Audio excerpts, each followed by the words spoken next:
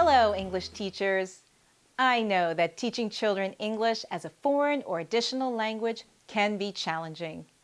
You may live in a country or context where English is not spoken outside of the classroom. How can your young students learn English if it is not used in their daily lives? Let's look at how children can effectively learn a foreign language. First, let me ask you a question. How important is teaching grammar to young learners of English? Is it very important, somewhat important, not very important, or not important at all?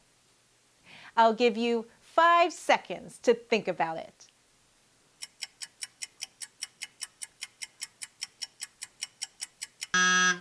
What do you think? Of course, grammar is important. Grammatical structures are the building blocks of language, but the approach to teaching grammar should match the way students learn.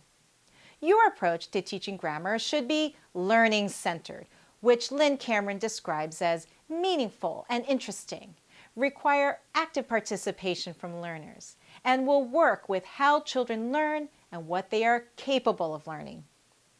Children do not learn language as effectively through grammatical explanations.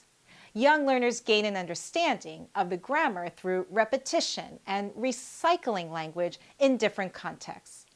You need to provide a meaningful context to teach language.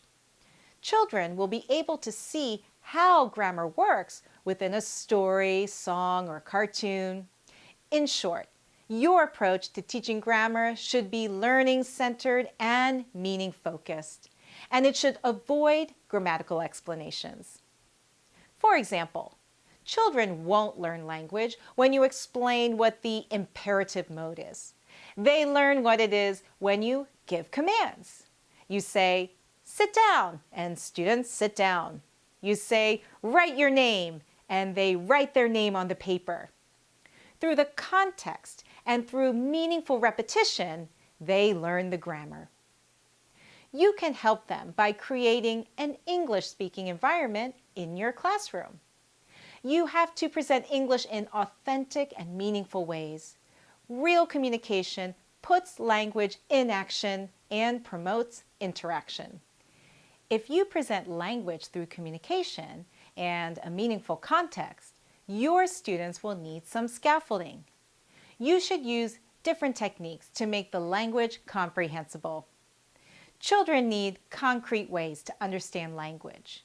You can use visuals like pictures and flashcards to help make new words comprehensible. Gestures and body movement and realia can help teach language effectively to our young kinesthetic learners and keep them engaged in class.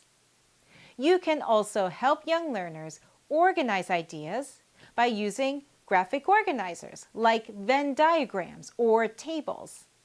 These techniques engage young learners while helping them understand new language effectively.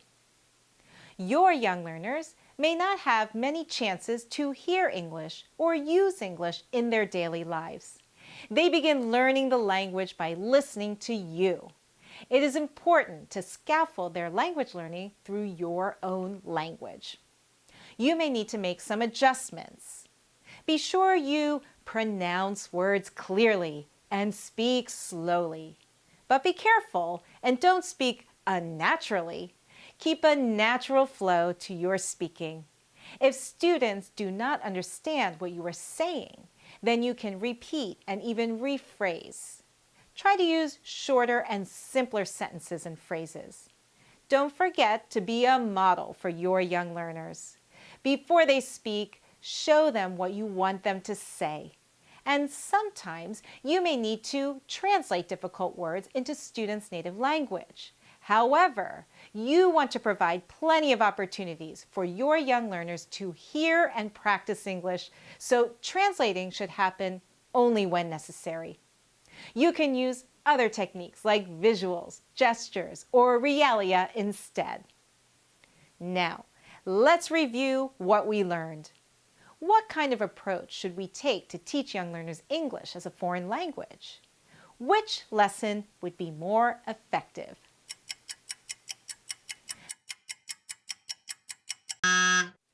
The storytelling lesson will be more effective with young learners because it takes a learning-centered, meaning-focused approach to grammar. You can make it more effective by using visuals, gestures, and adjusting your speaking to make the language in the story comprehensible.